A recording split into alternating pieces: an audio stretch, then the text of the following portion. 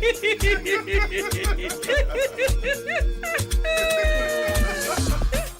baby's laugh. Whatever the type of laughter. WADR 94.9 FM is for you. It's for you.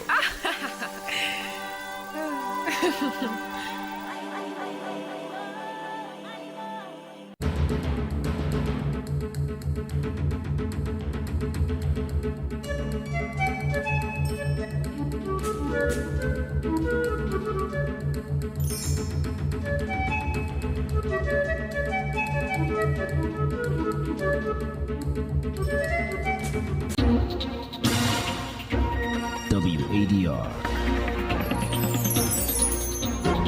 promoting dialogue. It's midday in Dakar and Accra, 1 p.m. on Abuja. Many thanks for staying tuned to West Africa Democracy Radio, broadcasting on 94.9 FM and online on wadr.org. Welcome to NewsLink. Let's begin with our top stories. Côte d'Ivoire and the United States partner in counter-terrorism training ahead of the 2024 AFCON Games. Today's event, which is an exercise in the fight against international terrorism, is part of our response to your request. The United States remains available for the Federation Cup. African Union AU calls for collaborative efforts in combating drug trafficking across the continent. Captain Daddy's Camara's legal team in Guinea appeals the Supreme Court for exclusion from army following prison incident. And Liberian politicians receive calls to shun hate speech and misinformation ahead of the rerun presidential election on November 14. We will impose visa sanctions on anyone who undermines Liberia's democratic process. For elections to be free and fair, they must be peaceful. That is why we always condemn violence and stop the spread of rumors and disinformation. The details of these stories and more coming up shortly. Here is Abdullahi Hassan with NewsLink.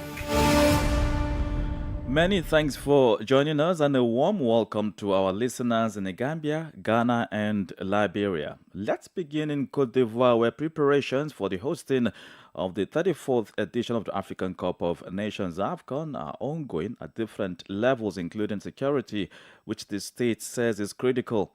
The Ivorian authorities are determined to meet the challenge of security during this major event in African football history that brings together several African countries. To this effect, the United States is collaborating with Ivorian counter-terrorism services and have embarked on a capacity-building exercise at Abidjan Police Academy. A more added has put this report by WADR's Albert Ade in Côte d'Ivoire. The aim is to build the capacity of the Ivorian security forces to provide security for major sporting events and in the fight against terrorism. The aim is also to equip them better in terms of intelligence and recognition of counter-terrorism tools. For 3 days, they will benefit from American expertise in the fight against terrorism. Jessica Davis is a U.S. ambassador to Côte d'Ivoire. Today's event, which is an exercise in the fight against international terrorism, is part of our response to your request to exchange lessons learned and improve cooperation. The United States remains available for the Federation Cup. Cooperation between Côte d'Ivoire and the United States on homeland security remains dynamic, says Vagundo Jamande, the Ivorian Minister of the Interior and National Security. The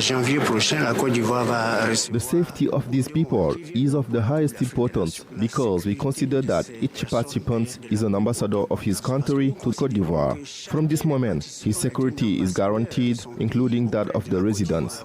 That's why we must not ignore them at any cost, to guarantee not only the good development of the competition, but also the safety of all participants.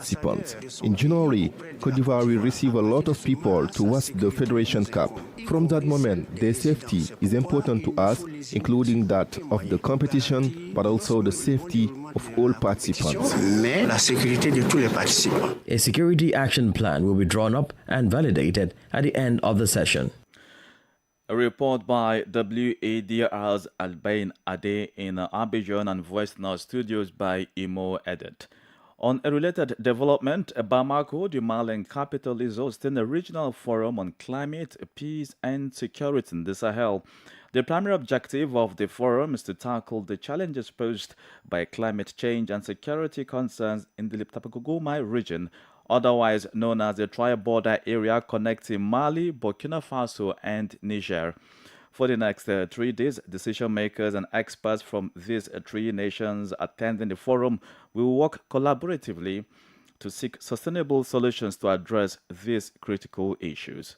San Donamendi reports. Mali, Burkina Faso, and Niger are collaborating within this platform to enhance their collective response to the challenges posed by climate change. Minister of the Environment, Mamadou Samake of Mali, highlighted that the Sahel region continues to grapple with the severe impacts of climate change affecting approximately 350 million people. The issue of security is also slated for extensive discussion during the forum. The 3 countries in the Central Sahel are consistently combining their resources in the ongoing battle against terrorism. Malian Prime Minister Choguel Kokala Maiga reiterated that resolving the security conflict among Mali, Burkina Faso, and Niger will necessitate the consolidation of their efforts. Throughout the 3-day Climate, Peace, and Security Forum, which convenes Mali, Burkina Faso, and Niger, experts on climate and security from these nations will take stock on the current situation and put forth new proposals. San Donald Mendy reports in there. Meanwhile, the African Union AU is urging public and private stakeholders' collaboration in fight against drug trafficking and distribution across the continent. This was a call by Angela Martins, the Acting Director of Social Development, Culture and Sports at the AU Commission during a continental consultation of technical experts on drug demand reduction. Ogebirika completes the story. Angela Martins, the Acting Director of Social Development, Culture and Sport at the AU Commission, in the press statement, underscored the significance of a multifaceted approach to combat drug use and addiction. She highlighted that by concentrating on prevention, treatment, rehabilitation, and reintegration, it is possible to disrupt the destructive cycle of drug abuse, fostering the development of more robust and healthier communities. Martins emphasized the pivotal role of dialogue, knowledge exchange, and collaboration among experts, policymakers, civil society, and stakeholders. She acknowledged that no single nation can effectively address the drug menace in isolation. She stressed the necessity of formulating comprehensive strategies that collectively tackle the root causes and repercussions of drug use through international cooperation. The consultation on drug demand reduction was strategically designed to enhance the 2023 report of the Pan-African Epidemiology Network on Drug Use. This initiative aims to enhance Africans' health security and socio-economic well-being by addressing substance use and providing treatment. According to the AU, the widespread implications of illicit drug trafficking, drug addiction, and associated criminal activities pose significant challenges to Africa's pursuit of enduring peace, security, and prosperity. The continent has witnessed a sharp rise in the number of people engaging in drug consumption, leading to a corresponding surge in cases of drug use disorders and coexisting health complications, particularly among the youth. A report filed by Ogebirika. More stories coming up on West Africa Democracy Radio. NewsLink continues. Remember, we stream live on wadr.org. Ahead of Liberia's November 14 runoff presidential election, the United States government has issued a warning to political figures to refrain from hate speech and misinformation. The U.S.'s warning comes on the heels of increased social media campaigning activities characterized by hate speeches, incitements, and false news among party supporters and loyalists. Tuesday's runoff election, as declared by the National Elections Commission, involves incumbent George Weah and opposition leader, the country's former Vice President, Joseph Boakai of the Unity Party. WADR's Monrovia correspondent, Daniton Popper, tells us more. Speaking Thursday, United States Embassy near Monrovia official Catherine Rodriguez said her government will not hesitate to institute sanctions on those who may directly or indirectly be caught undermining the electoral process. We will impose visa sanctions on anyone who undermines Liberia's democratic process. For elections to be free and fair, they must be peaceful. That is why we always condemn violence and stop the spread of rumors and disinformation. In a separate development, the main opposition Unity Party has accused the government of arresting one of its foreign consultants brought into the country to set up a system to ensure a credible election. Former Finance Minister Amara Kwane said the arrest is intended to hack the opposition's data system ahead of the run-up election, accusing the National Elections Commission of replacing temporary electoral workers with regime supporters. They put out some kind of a bogus arrest for our guy who helped build our system, that he was in a country to tap into the next system. The next system is what system? It's a simple sneaker system, meaning it's paper-based. And then they do the counts on the computer. They just send it by WhatsApp to next year. So they arrest the man. They intimidated him in River G. We know that they will attempt to crash our system. We got 3 systems. When you tamper with one, the other 2 will work. And there's no way you can crash all 3. Despite this grave allegation, the Director of Training at the National Elections Commission, James Wallace, denied the allegation and called on the opposition party to ensure its party's representation at all polling centers on election day. For a magistrate to be changed from a county, you have to write. And there has to be valid reason that a person did something that was unethical, that was not good. And on the basis of that, now that person will be either brought to headquarters and investigated. If it warrants dismissal, the person will be dismissed. Even myself, if I did something that warrants such, of course the commission will take that kind of decision. So they shouldn't worry. At the moment, claims and counterclaims have emerged between both the ruling establishment and the main opposition over an alleged attempt to steal the votes. For NEWSLINK on West Africa Democracy Radio, I'm Darlington Pogba in New Monrovia. Over in Guinea, Captain Musa Dadis Camara's legal team is taking his case to the Supreme Court to contest his removal from the army rank after his brief escape from Conakry's central prison almost a week ago. His lawyers contend that he didn't escape but was abducted by the commando unit who assaulted the prison.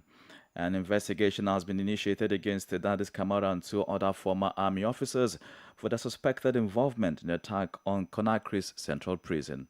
Sankle Janko reports.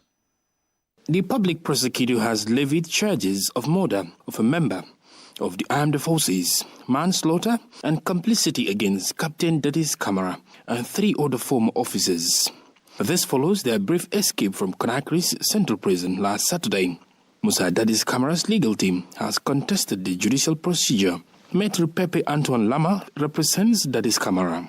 Even before the conclusions of the Attorney General's investigation, all 4 individuals had been discharged from the army by the president of the transition. Dadis Camara's defense team plans to appeal to the Supreme Court.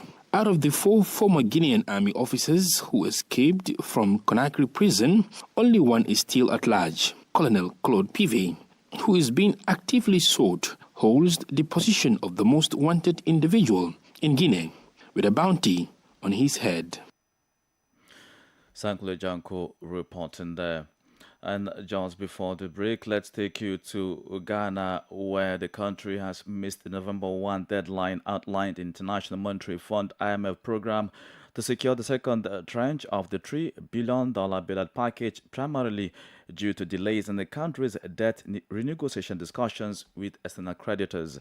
The nation, known as the Black Star of Africa, is currently engaged in negotiations with external creditors for debt relief amounting to $10.5 billion.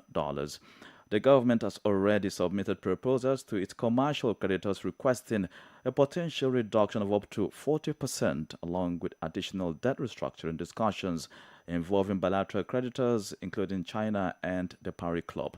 WADR's Accra correspondent Na Dedititi reports.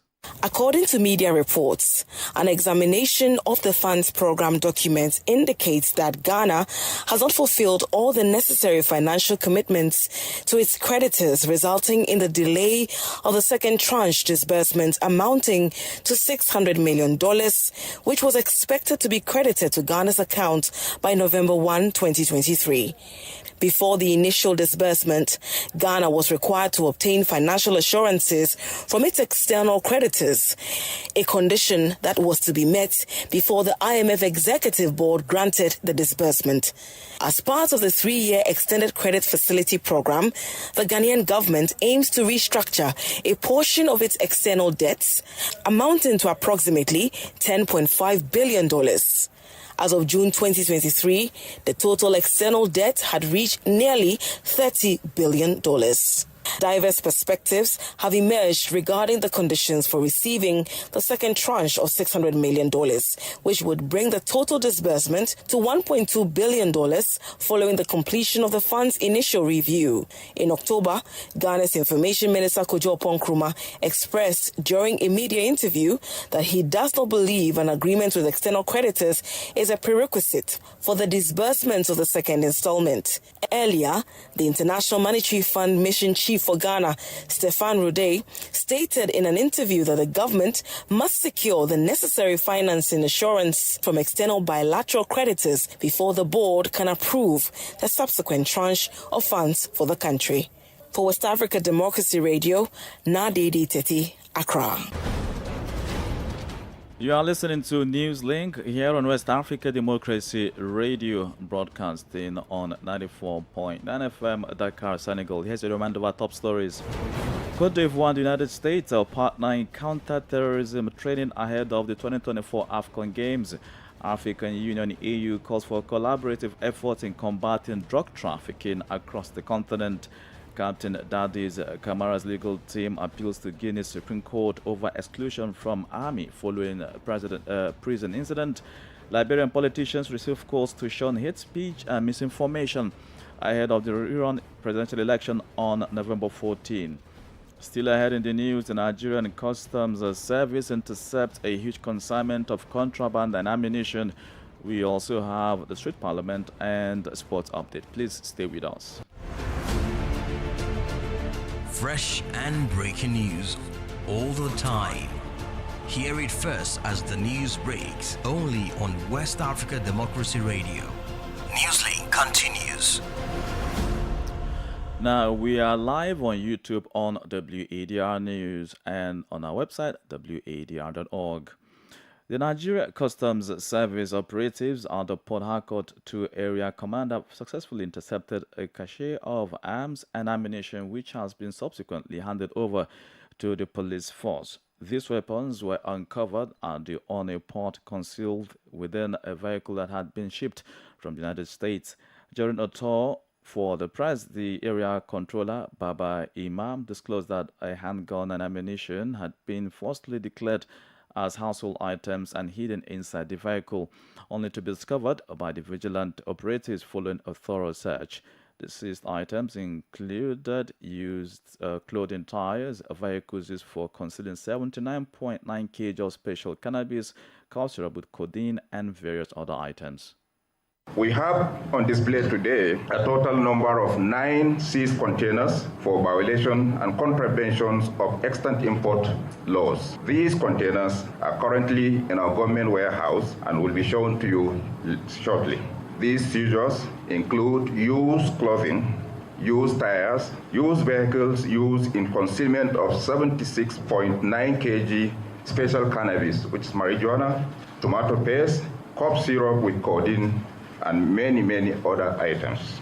The total duty paid value of these 9 containers stands at 1,162,424,371 naira. Gentlemen of the press, beyond these collaborative functions with government agencies and the seizures, also in the area of revenue generation and collection, this command has generated a total of 246,025,872 naira 903 kobo. This represents a significant increment of 44,145,889,008 naira and 65 kobo. Baba Imam is the area controller of the Port Harcourt Area 2 Customs Command of Nigeria. Meanwhile, the Gambia's Immigration GID on Thursday launched an initiative dubbed Operation Zero Departure in their quest to end the irregular migration trend along the country's coastline. The operation is meant to strengthen actions against irregular migration and will be jointly executed by the intelligence officers and the Gambia Navy. Inspector Mohammed Ba, the Deputy Public Relations Officer of GID, said they have intercepted 27 Euro-bound boats this year alone.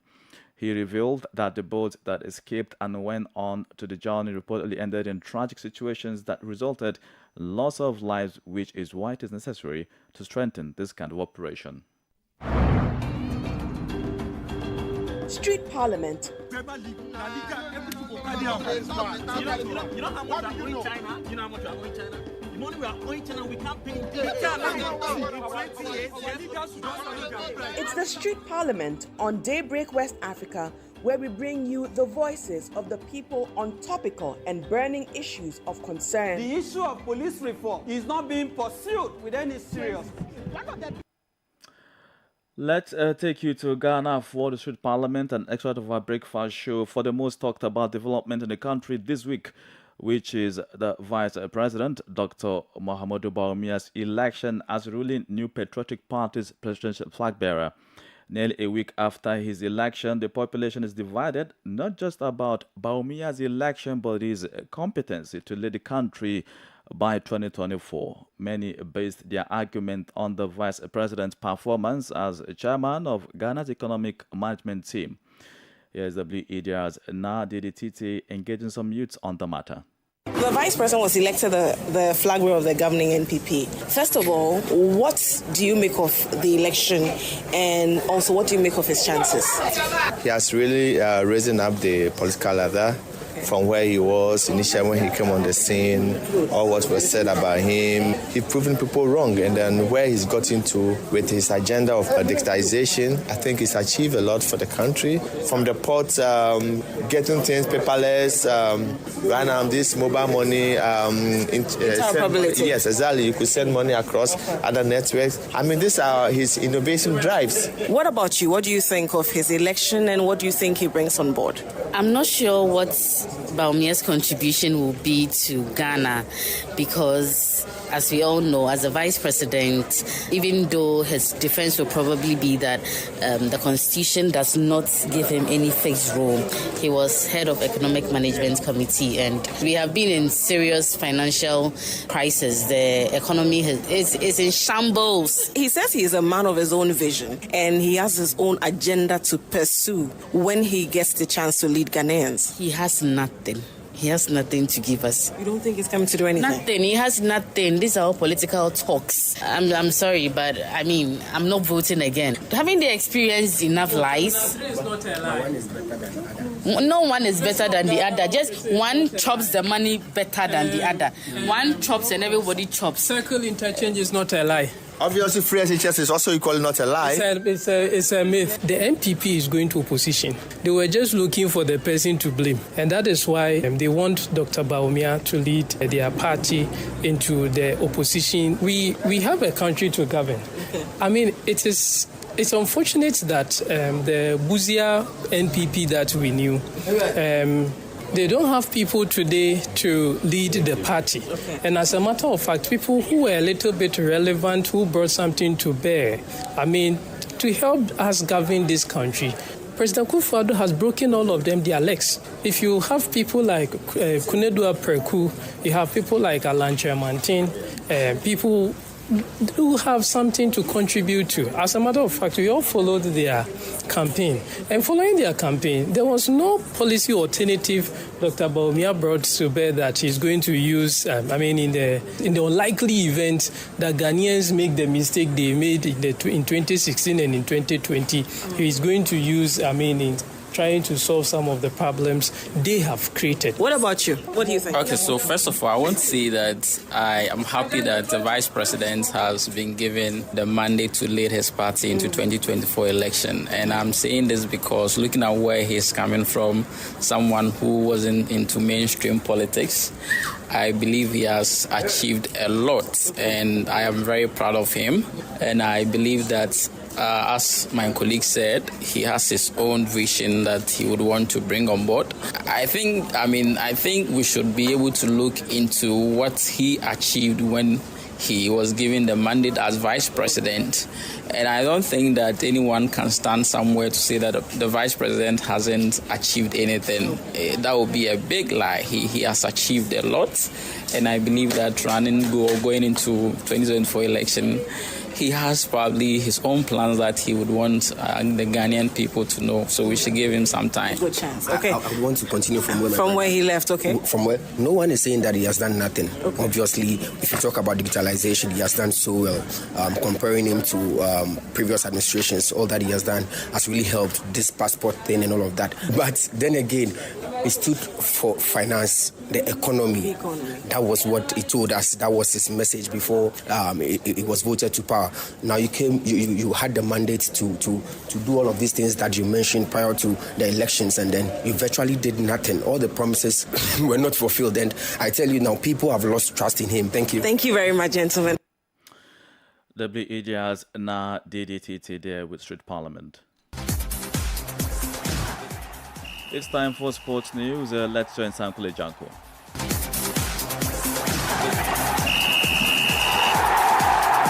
Hello there, warm welcome and thank you for joining us. The head coach of Nigeria's Super Eagles, Jose Pesaro, has unveiled a 23-man list ahead of their double encounters against Lesotho and Zimbabwe in the 2026 FIFA World Cup qualifiers. It is reported that the Portuguese tactician invited 3 goalkeepers, 8 defenders, 4 midfielders and 8 forwards for the matches. Familiar names in this squad include Nottingham Forest star Ola Aina and Taiwo Awoni, Fulham duo Alex Iwobi and Calvin Bassey, Leicester City striker Kelechi Iheanacho, Cardiff City left-back Jamilu Collins and West Brom's Semi Ajayi. Completing the UK-based players invited are Southampton midfielder Joe Aribo and Brentford's Frank Onyeka, according to media reports. Bayern Leverkusen's English-born winger Nathan Tella, who played his future to the Super Eagles, received his first international call-up, while Sadiq Umar makes a return to the national team setup after a long absence. Star striker Victor Osimhen is the biggest absentee as he continues to nurse an injury. Nigeria will begin their World Cup qualifiers campaign against Lesotho at the Goodwill's Akpabio Stadium in Oyo next week Thursday before taking on Zimbabwe in Rwanda. And Black Stars head coach Chris Sittung has named a 25-man squad against Madagascar and Comoros for the World Cup qualifiers. Kasim Adams, Daniel Amati, Osman Bukari and Kamaldun Suleimani have returned to the national team setup. Also in the list includes Captain Andrew Ayew. Ghana will begin their qualifying campaign against Madagascar on 17 November 2023 at the Baba Yara Sports Stadium before facing Comoros away 4 days later. And that's it for sports. It's back to you.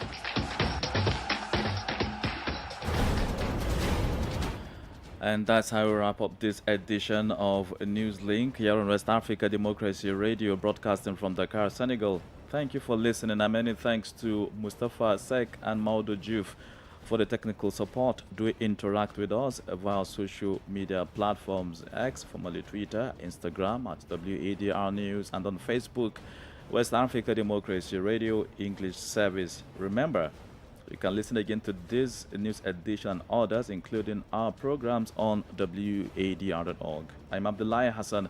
Good afternoon. And many thanks to you for listening to NewsLink via Hot